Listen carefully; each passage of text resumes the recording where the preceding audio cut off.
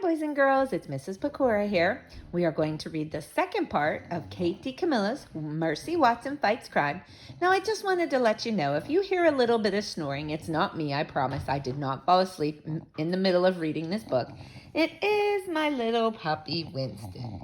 He's laying next to me, and he likes to listen to the story, but sometimes he falls asleep, like right now.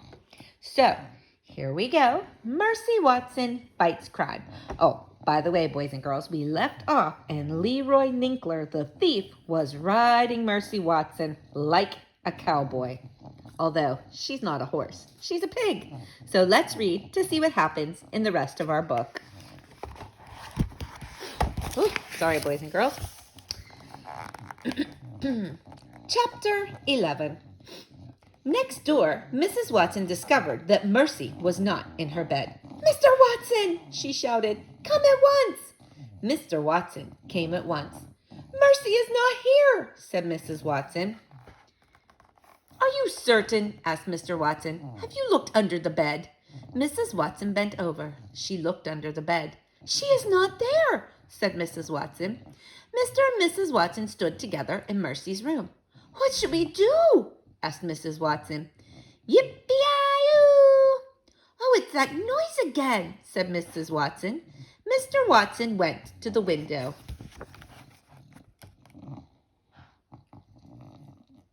He opened the curtain. He looked outside. "Mrs. Watson," said Mr. Watson, "we must call the fire department immediately. It's an emergency." Chapter 12. In reality, Leroy Ninkler was a small thief on the back of a big pig. But in Leroy's mind, he was a cowboy riding a bucking bronco in the Wild West. "Being a cowboy is hard work," said Leroy Ninkler. "I need some refreshment." Leroy reached into his shirt pocket. He grabbed hold of a butter barrel candy. He unwrapped it with one hand. He put it in his mouth. "Ah," said Leroy Ninkler, "this is the life." Just then, the pig kicked up her heels. The pig bucked. The pig reared. Leroy Ninkler lost his grip. "Yippee!" said Leroy. He flew through the air. "Ah!" said Leroy. He landed on his back. "Oh!" said Leroy Ninkler. Chapter 13. Mercy sniffed. There was that delightful smell again. Butter! Where was it coming from? She looked around. She saw the little man lying on the ground. She sniffed his face. "He, the little man said. "That tickles." Mercy snuffled the man's shirt. He said again. In order to snuffle the man better, Mercy sat on top of him. "Get off me," said the man.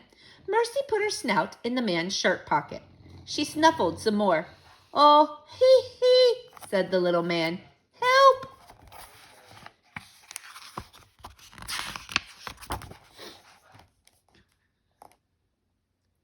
Mercy found a piece of candy. She bit into it. It was sweet. It was lovely. It was very, very buttery. Mercy sat on top of the little man and chewed. A siren wailed. "Oh, shucks," said the little man. Chapter 14. The fire department arrived first. "We have been to this house before," said the fireman named Ned. "You're right," said the fireman named Lorenzo. "This is the house with the pig." "And the toast," said Ned. "We ate toast at this house."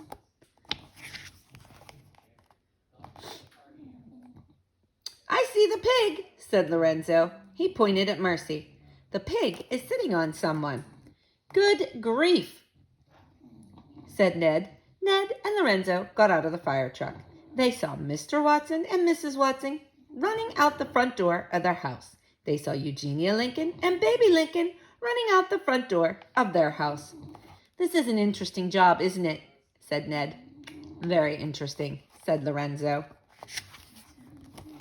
Chapter 15. Officer Tamelio pulled into the driveway of 54 Decawoo Drive. In the yard, he saw 2 firemen, 3 women in nightgowns, and 1 man in pajamas. They were all gathered around a pig. "Is that the same pig I caught driving a convertible?" he asked himself. "It is," he answered himself. "It is exactly the same pig." Officer Tamelio squinted. "Is that pig sitting on top of someone?" Officer Tamelio asked himself. "It certainly looks to be the case," he answered himself. "Officer, officer," shouted Baby, "come quickly. Mercy has caught a thief." Mr. Watson and Mrs. Watson and Eugenia Lincoln and Baby Lincoln and Ned and Lorenzo and Officer Tamelio all looked down at Mercy. "Are you a thief?" Officer Tamelio asked the man underneath the pig. "I am," said Leroy Ninkler. "I am a thief." "Were you robbing these people?" Officer Tamelio asked.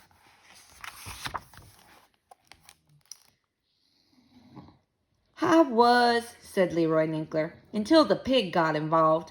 "Gentlemen," said Officer Tamelio, "will you assist me in removing the pig?" On the count of 3, Ned and Lorenzo and Officer Tamelio lifted Mercy off Leroy Ninkler. "You are under arrest," said Officer Tamelio. "It's that pig! You should be arrested," said Eugenia Lincoln. Leroy Ninkler stood with his cowboy hat in his hand. He looked down at his feet. "Oh, officer," said Mrs. Watson, "the thief is so tiny. Shouldn't he have something to eat before you arrest him?" "Maybe he needs some toast," said Ned. "With a great deal of butter on it," said Lorenzo. "Toast?" said Officer Tamelio. "Who needs toast?" "Why, everyone needs toast," said Mrs. Watson. "Even cowboys," said Leroy Ninkler. Mercy picked up her ears. Toast? Butter? At last!